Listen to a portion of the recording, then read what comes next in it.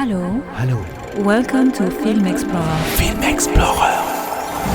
Podcast. Series. Café critique. Café critique. Café critique. Café critique.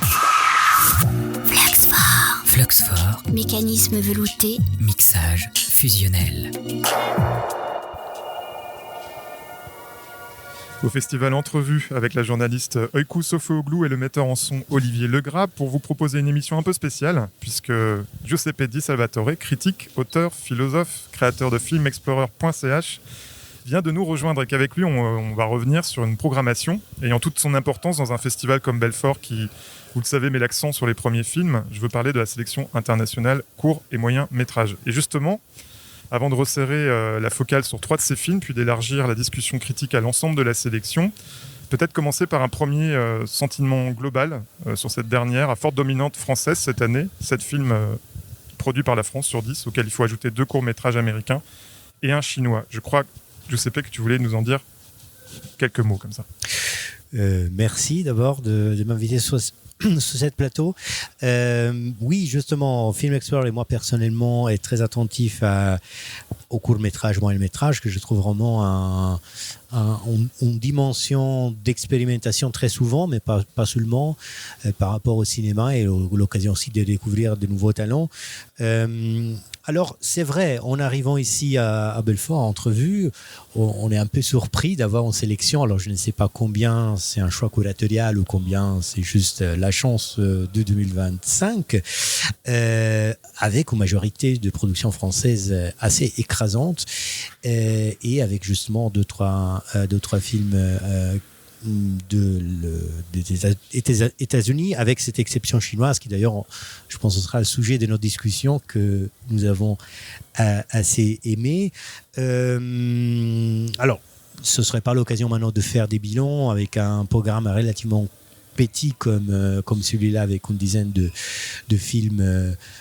On peut pas vraiment en dire beaucoup. C'est vrai, on pourrait dire en général que l'impression générale c'est que on a en attention un cinéma relativement classique de narration, de paroles assez présente, mais j'aimerais bien partir par un film que, oui, il est français en termes de production, mais il est bien plongé en Palestine, et il part de Palestine. Le réalisateur Mohamed Mesbah est palestinien, le film s'appelle Still Playing, et c'est quelque chose que, en parlant un peu avant entre nous, je pense que nous a convaincu tous et toutes. Öykü, toi aussi, a trouvé vraiment ces films très bien, non?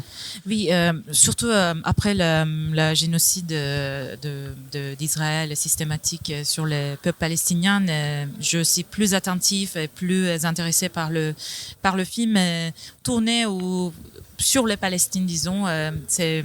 Mais à force de regarder trop de films sur ce sujet, j'ai l'impression qu'il sort une sorte de imagerie très cliché et qui nous à peu près anesthétise par rapport à ce qui se passe en Palestine en ce moment.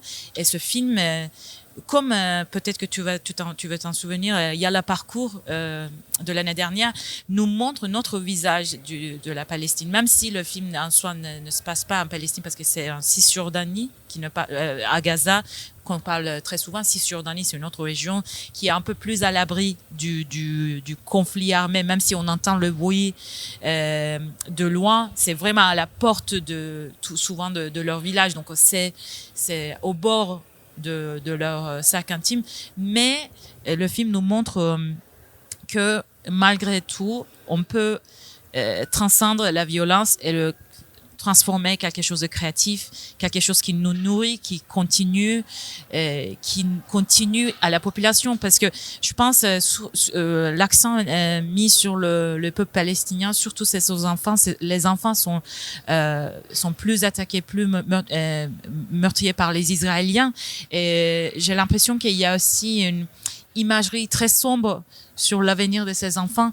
Et par son existence lui-même, ce film montre que il y a un avenir potentiel pour ces enfants, et c'est pour cette raison même qu'il est qu'il a une valeur extrêmement importante.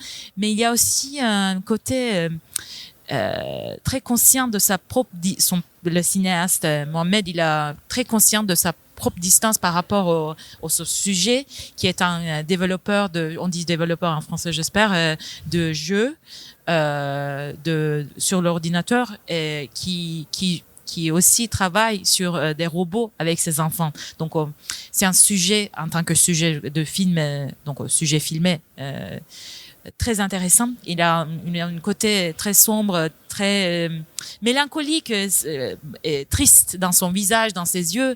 Et comme Mohamed, il interagit de manière directe avec son protagoniste, il y a des échanges un peu remplis de distance, remplis des espaces, des absences de mots.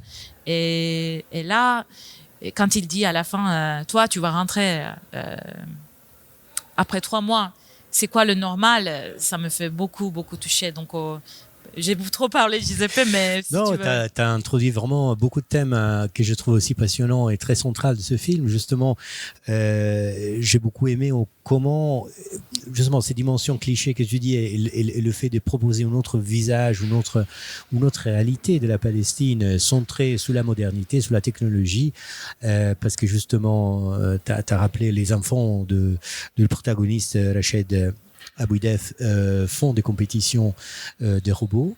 Mais ce qui est beau de ce film, c'est qu'il part quand même par quelque chose de très qu'on a vu malheureusement beaucoup, ça veut dire pas par les bombardements, parce que la Cisjordanie, on en parle beaucoup moins, Gaza, mais quand même, elle est aussi systématiquement bombardée et attaquée. Mais justement, il nous accompagne. C'est un film qui part presque normal, malheureusement, on pourrait dire cela, parce que on nous montre la situation en Palestine, pour après ralentir immédiatement le rythme. Et ça, ce travail sur le rythme, je le trouve assez mûr pour être un tout premier film. Rappelons-le, c'était montré à Locarno. Et c'est le premier film de Mohamed Mesbah. Donc, il nous accompagne de ces images qu'on pourrait dire un peu à laquelle on est habitué, pour après ralentir le rythme et trouver une certaine normalité, une personne qui a un travail, qui a une famille, qui essaye de vivre, et toute normalité finalement a tout de suite une connotation de résistance. Et donc, tu as déjà nommé cette pause, je pense, ou ces moments des silences, qui pour moi sont vraiment le point fort du film. Alors, le film est informatif, il nous communique toute la rage d'une situation inhumaine dans laquelle ces personnes sont plongées quotidiennement. Au même temps, dans cette pause et dans cette silence, quelquefois presque trop longue, on les remarque dans tous les cas, c'est le moment justement de ressentir ce qui se passe, de ressentir non seulement l'humanité de ses protagonistes, le père et des enfants en particulier, mais de ressentir aussi qu'est-ce que ça veut dire. Parce que quelquefois, dans l'action de la guerre, on pourrait oublier qu'est-ce que ça veut dire tout cela, qu'est-ce que ça veut dire par rapport à l'humanité d'une personne, qu'est-ce que ça veut dire par rapport aux espoirs.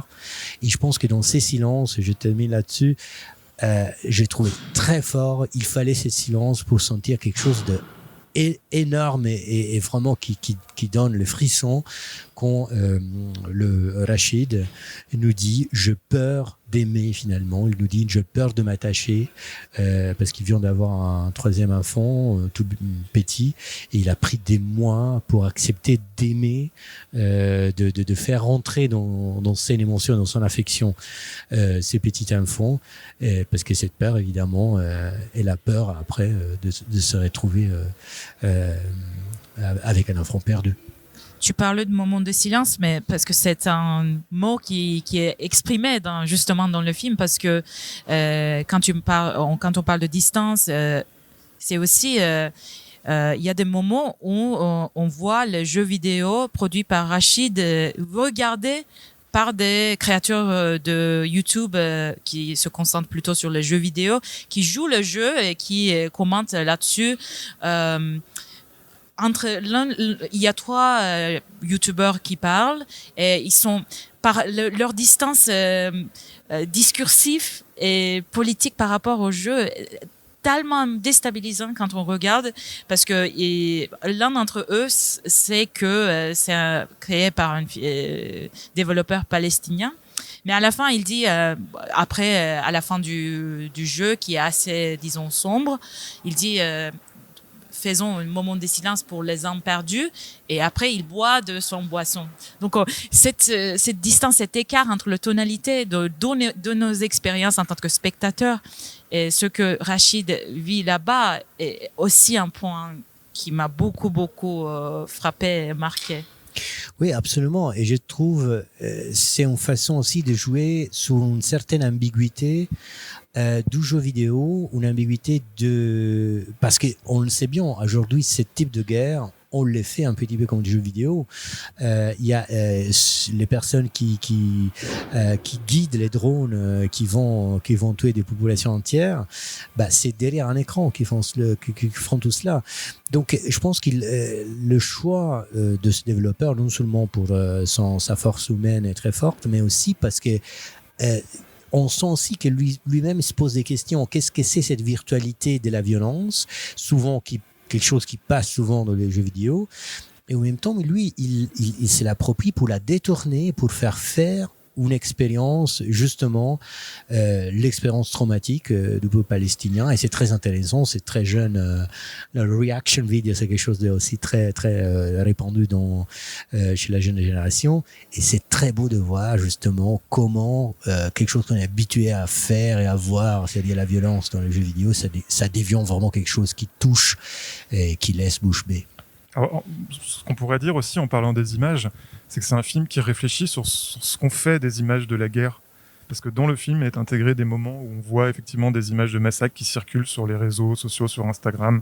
Parmi le tout venant qu'on connaît de ces plateformes, on voit aussi des images beaucoup plus légères, beaucoup plus, voilà. Et je dirais là, il y a une utilisation un peu fallacieuse, et au contraire, il y a une utilisation ou un rapport en tout cas presque réparateur des images lorsque un créateur de jeux vidéo, mais qui est aussi un artiste, en fait quelque chose de poétique. Et je trouve que la cohabitation de ces deux registres d'images dans le film dit quelque chose de fort par rapport à cette idée d'image de la guerre. Mais c'est une véritable prise de conscience. J'ai l'impression qu'il nous accompagne vraiment pas dans ce monde qui pourrait être celui du jeu vidéo de la virtualité, par une véritable prise de conscience cinématographique, tout en disant, c'est un film, point de vue esthétique, point de vue image, assez simple, assez traditionnel. Il n'y a pas de grande expérimentation avec avec la photographie et tout cela. Donc, c'est un film assez modeste de ce point de vue, mais justement pour cela, je pense, de grande efficacité. Je ne sais pas si tu es d'accord, je resterai encore dans le Moyen-Orient. Justement, quand on parle de la poésie de création, je pense qu'on peut peut-être parler de poésie de deuil, de still playing, qui est aussi présent dans Cairo Street d'Abdellah Taïa. Donc, qui est un cinéaste, qui est un écrivain égyptien, qui est aussi se lançait dans le cinéma. Donc on peut parler aussi d'une sorte de poésie et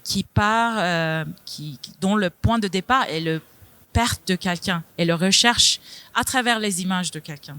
Je ne sais pas si tu veux rebondir un peu sur la quête avec et à travers les images. Absolument. Alors d'abord, rappelons-le, aussi un film passé à Locarno, aussi un film produit en France, mais aussi un film complètement plongé ailleurs. On est en Égypte, on est à Cairo. Alors, c'est un film particulier qui se présente comme un sort de ready-made. On a l'impression qu'il retrouve, en tout cas, il nous présente des images de 2007. Donc, le film passe complètement en 2007. C'est des images, une petite vidéocaméra.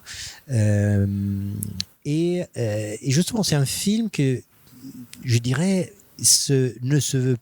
ne veut pas commenter, ne veut pas dire, veut juste montrer une situation du quotidien, tout simplement, avec une attention aussi à l'autoréflexion, parce qu'on voit, c'est presque ponctué le film par ces images où le réalisateur se filme devant un miroir.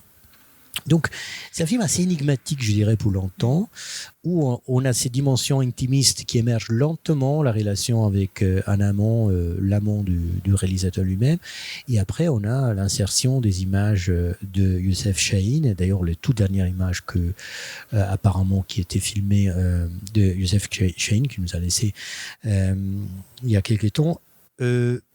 Je dois dire, peut-être, je serais plus en mode de questionnement que de, que de commentaire, parce que c'est un film, c'est vrai, dont je trouvais beaucoup de force émotionnelle, mais qui m'a laissé aussi un petit peu, peut-être sa force elliptique, quelquefois, pour moi, c'était presque un peu trop, dans le sens que j'avais vraiment du mal à m'accrocher, surtout à rendre compte de comment composer ces dimensions intimes ou intimistes avec une dimension qui pourrait dire tout simplement documentaire, de filmer la réalité des rues de Caïro. Et pourquoi encore cet hommage à Chahine, qui est présent évidemment par les écrans qu'on voit dans la ville, donc c'est comme une présence cinématographique qui devient une présence urbaine, mais en même temps, tout se tient ensemble, peut-être que à la fin ou de notre souvenir pendant le film, j'ai eu un petit peu de difficultés. J'entends bien, mais moi j'ai pensé par exemple à, c'est pas du tout dans le même registre, mais les images ready-made, quand tu dis de regarder des images préexistantes et de tirer d'autres significations, ça m'a fait penser un peu à Vita Ningaza, donc même si c'est pas du tout le même, on n'est pas du tout dans le même registre, mais j'ai l'impression que les images ont cette capacité, cette qualité de faire surgir des mémoires, des expressions qui n'étaient pas là quand on filmait, et le regard qui passe par le temporalité ajoute un autre niveau. Donc je pense que il joue avec ça, il joue avec aussi le regard de spectateur qui vient de notre temporalité, qui est le nôtre, le temps moderne, le temps contemporain. Donc ça ajoute un niveau, je pense. Mais aussi, je pense, parce qu'il y a un désir de retrouver un amant qui est qu'il perdu ou qu'on ne sait pas trop, qui cherche un amant dans le passé. Mais je pense qu'il utilise cette figure pour une sorte de carte de projection pour le désir des spectateurs. Donc peut-être que Omar, c'est quelqu'un de très important pour lui, mais je pense qu'il y a une générosité dans son désir pour que le désir du spectateur vienne habiter, pour qu'il habite aussi cet espace, cet Omar, cette figure très fugace. On le connaît pas, on sait pas qui c'est, mais c'est une figure qui nous invite à travers le désir.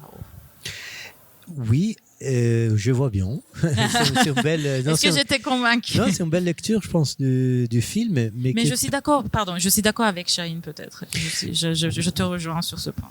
Mais peut-être il y a quelque chose qui dans ce film qui me fait penser à d'autres films d'ailleurs dans cette sélection. C'est ces dimensions justement que tu dis du désir qui revient, qui remonte à une dimension, je dirais, très spécifiquement corporelle. Pour moi, la question du corps est assez présente, d'ailleurs est assez présente justement dans toute cette sélection, je dirais, est assez présente parce que même si le film apparaît assez distant au début, finalement, aussi par la matérialité peut-être du cinéma d'antan, du cinéma d'un personnage comme Youssef Chahine, on sent la physicité du réalisateur lui-même qui se pose au centre. Et je sais pas, moi, j'avais envie de connecter tout cela à un film très très différent en termes de style, mais qui pose aussi la question du corps au centre. As Told by a Corpse, j'imagine. Non, surtout Home Tour, okay. dont vous avez parlé déjà aujourd'hui dans cette émission, de Lara Dovin, parce qu'il a aussi ces questions de corps, là aussi ces questions de trauma. Alors c'est un langage très différent, celui de Lara Dovin, c'est un langage justement très volontariste, très artificiel, très joué. Mais seulement au début. Pour moi, les deux films, c'est des films qui se révèlent à la fin. Comme Cairo Street aussi, Home Tour, c'est un film qui au début met en scène un peu une certaine distance théâtrale par rapport au sujet, qui est dans ces cas-là est un sujet assez délicat, le sujet du viol, à travers justement un personnage un peu haut en couleur, en tous les cas très très très particulier, qui joue aussi la tonalité de l'absurde, je dirais, pour après craquer, pour après à travers son paroxysme arriver juste à montrer sa fragilité. Et là, à la fin du film, on relie un peu les fils de ce qui a été construit pendant le film. Donc peut-être le thème du corps, je le trouve assez présent dans les deux films et dans plusieurs finalement.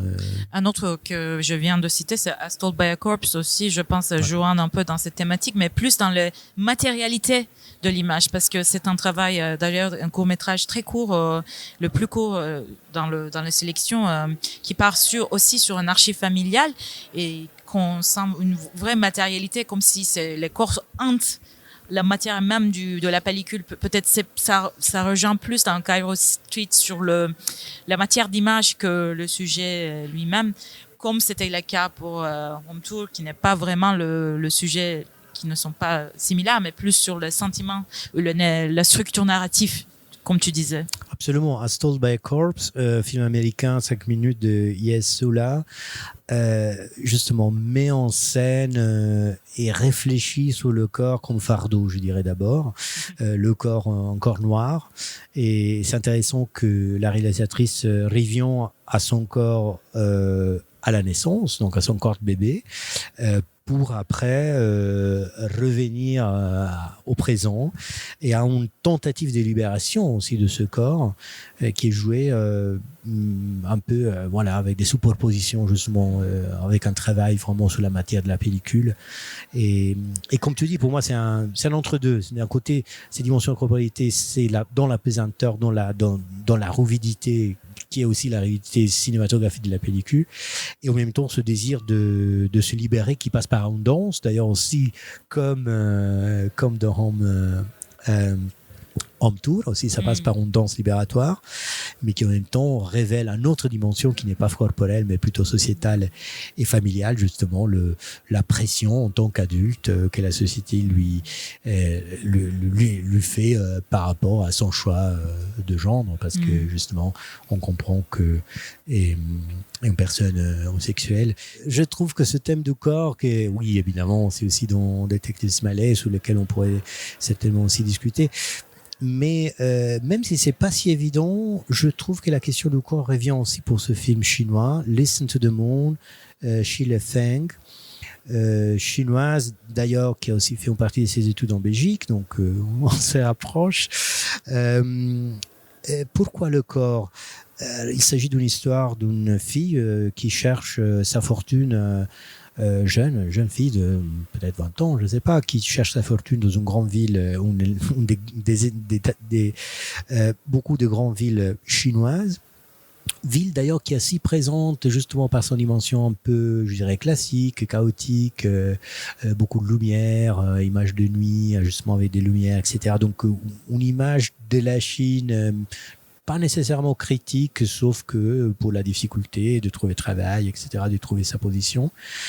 Cela dit, ces filles, on découvre relativement vite, pas tout de suite, qu'elle est sourde, elle a des problèmes aux oreilles, pas complètement. Elle a un appareil auditif, je pense. Voilà, elle a un instrument avec lequel elle peut rentrer et sortir un peu de la réalité.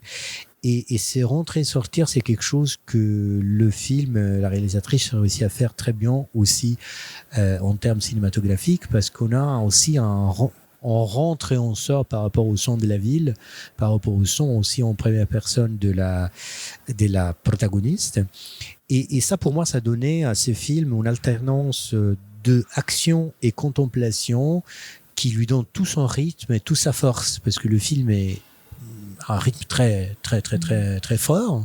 Il suit un peu le rythme de la ville, de la grande ville, mais en même temps, on a des moments, quelquefois, chez elle à la maison ou dans d'autres moments où des moments de réplique qui finalement c'est des moments assez poétiques où elle trouve peut-être sa libération, où ses rêves trouvent leur espace. Aussi un niveau de changement d'échelle et dans ce monde, c'est aussi passe par le costume qu'elle met, parce que ça c'est aussi une couche de réalité qu'elle doit changer chaque jour en mettant de nouveaux costumes, que ce soit de Sailor Moon ou que ce soit je pense que c'était Pikachu, je me souviens pas. Donc ça c'est aussi son petit travail qu'elle fait, mais elle a d'autres aspirations. Elle veut devenir de designer de l'intérieur, mais à cause de ce problème, on emprunte avec son appel téléphonique avec sa mère que les entreprises le prennent pas parce que voilà, elle est comme ça. Donc il y a un effort dans sa réalité pour arriver ailleurs. Mais ce qui m'a vraiment impressionné dans ce film, c'est un court-métrage et c'est tellement difficile à construire un monde dans lequel on est immergé dans la réalité d'un protagoniste, d'un personnage. C'est, pour moi, en tant que spectatrice, j'ai tellement du mal à regarder certains films parce qu'ils n'arrivent pas à le faire. Mais pour moi, Listen to the Moon, c'est comme un long métrage. C'est tellement immersif au terme narratif. On n'a même pas besoin que le film arrive à un point précis dans son récit. L'important, c'est qu'on est là, on partage momentanément sa réalité de ce personnage qui, quelque part, existe en dehors de notre propre expérience filmique.